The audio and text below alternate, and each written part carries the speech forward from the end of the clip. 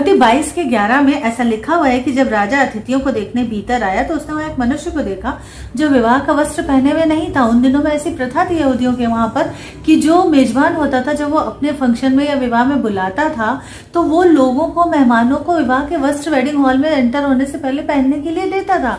अब जब आप उस रिसेप्शन हॉल में गए हो और जो वहां की प्रथा उसको फॉलो नहीं किया है, ये सिंबॉलिकली यीशु हमको बता रहे हैं कि आत्मा में जब हमारा उद्धार हो जाता है तो हमें आत्मिक वस्त्र जो दिए जाते हैं धार्मिकता के, यीशु की धार्मिकता के, जो लहू से खरीदे हुए वस्त्र होते हैं, उनको पहनना बहुत जरूरी है। हमारे भले कामों से उद्धार नहीं हुआ है, यीशु के अनुग्रह से उद्धार हुआ है, यीशु ने दाम चुकाया है। लेकिन उसके बाद जब भी किसी को वो चंगाई देते थे, यीशु कहते थे कि अब फिर पाप मत करना। तो एक बार उद्धार पा लेने के बाद अब हमें बार बार वही शरीर के काम नहीं करने, वो गलतियां नहीं दोहरानी है।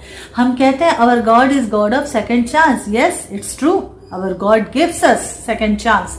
लेकिन हमें उसको बोलते हैं ना, पास नहीं बना लेना है, एक कुंजी नहीं बना लेनी कि नहीं बस हम तो ये कर ही सकते हैं, हमको उसको यूं ही नहीं ले लेना है। परमेश्वर का ग्रेस हमारे लिए सर्टिफिकेट नहीं है गलतियां करने का। प्रकाशित वाक्य 3 में 4 और 5 में लिखा है कि सरदीस की कलीसिया के बारे में लिखा है कि कुछ ऐसे लोग हैं जिन्होंने अपने वस्त्र अशुद्ध नहीं किए हैं, वो धार्मिकता के वस्त्र, वे श्वेत वस्त्र पहने हुए मेरे साथ घूमेंगे क्योंकि वे इस योग्य हैं, और जो जय पाए उसको इसी प्रकार श्वेत वस्त्र पहनाया जाएगा और मैं उसका नाम जीवन की पुस्तक में किसी रीति से नहीं काटूंगा और उसका नाम अपने पिता और स्वर्गदूतों के सामने मान लूंगा। 18वें पद में लिखा है कि मैं तुझे सम्मति देता हूँ कि श्वेत वस्त्र ले ले कि पहनकर तुझे अपने नंगेपन की लज्जा ना आए। रोमियो की पत्री में वचन कहता है कि सब ने पाप किया है और परमेश्वर की धार्मिकता से रहित है, लेकिन जब हम मसीह में आते हैं तो हमको यीशु की धार्मिकता पहना दी जाती है, वो श्वेत वस्त्र पहना दिया जाता है आत्मा में।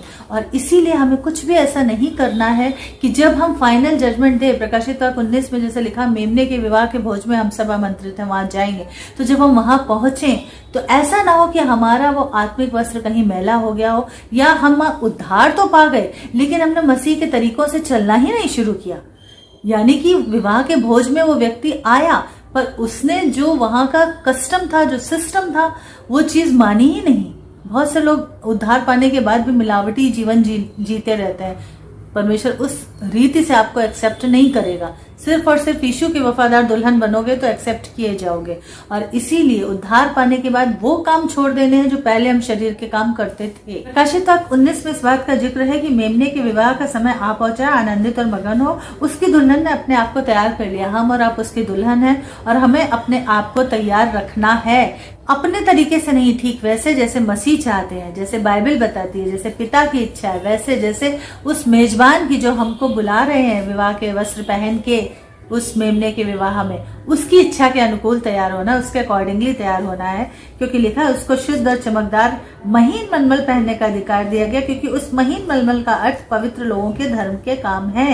ये बात सही है कि हमारे कामों के द्वारा उद्धार नहीं हुआ है, पर जिस दिन से हम मसीह के वारिस बन जाते हैं उस दिन से ये हमारी ड्यूटी हो जाती, फर्ज बनता है कि उस महान नाम को महिमा देने वाले काम करें।